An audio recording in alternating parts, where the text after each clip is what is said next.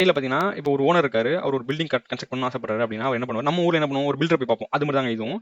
இது வந்து ஒரு ஜென்ரல் கான்ட்ராக்ட்னு ஒருத்தர் போய் பார்ப்பாரு. அவர் என்ன பண்ணுவார், ஜென்ரல் கான்ட்ராக்டர் பார்க்கும்போது அவர்கிட்ட யார் இருப்பாங்க, அவர்கிட்ட ஆர்கிடெக்ட் ஆல்ரெடி இருப்பாங்க, ஸ்ட்ரக்சர் இருப்பாங்க, எலக்ட்ரிக்கல் இருப்பாங்க, பைப்பிங் இருப்பாங்க, எல்லாருமே அவர்கிட்ட இருப்பாங்க. அது ஒரு பெரிய பிராண்டாக தான் இருக்கும்.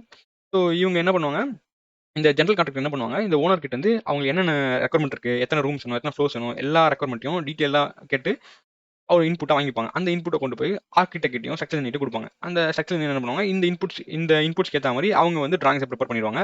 ப்ரிப்பேர் பண்ணதுக்கப்புறம் அந்த டிராயிங்கை ஓனர் கிட்ட கொடுத்து இந்த டிராயிங் ஓகேவான்னு ஒரு கேட்டு அவர்கிட்ட அப்ரூவல் வாங்கிப்பாங்க. அப்ரூவல் வாங்கினதுக்கு அப்புறம் இந்த அப்ரூவல் வாங்கின டிராயிங்ஸை கொண்டு போய் இந்த ஜிசி என்ன பண்ணுவார்னா, இந்த ஆர்கிடெக்சர் டிராயிங் ஸ்ட்ரக்சர் டிராயிங் கொண்டு போய் இந்த ஸ்டீல் லீடர் கிட்ட கொடுப்பாரு.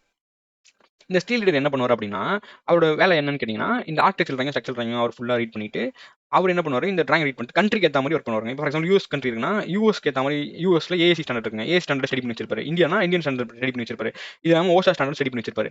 இந்த ஸ்டாண்டர்ட்ஸ் எல்லாம் ஃபாலோ பண்ணி இந்த டிராயிங்ஸையும் ஸ்டடி பண்ணிட்டு இதை வச்சுட்டு டெக்லால 3D மாடலாக கனெக்ட் பண்ணுவாங்க. ஃபார் எக்ஸாம்பிள் இதில் வந்து எங்கெங்க ஸ்டீல் பீம்ஸ் இருக்குன்னு சொல்லிட்டு ஸ்டீல் பீம் ஸ்டீல் காலம் எங்கெங்க ஃப்ளோர்ஸ் வரும்னு சொல்லிட்டு இந்த ஸ்ட்ரக்சர் டிராயிங்கை பார்த்து டெக்லால மாடல் பண்ணுவாங்க. எங்க கான்கிரீட் காலம் வரும், எங்கெங்க ஸ்லாப்ஸ் வரும்ன்றத ஆர்டிஃபிஷியல் டிராயிங்கை பார்த்து பாருங்க. ஸோ இது எல்லாத்தையும் டெக்லால இன்டெப்த்தாக மாடல் பண்ணிடுவாங்க. அக்யூரசி பக்காவாக இருக்குங்க.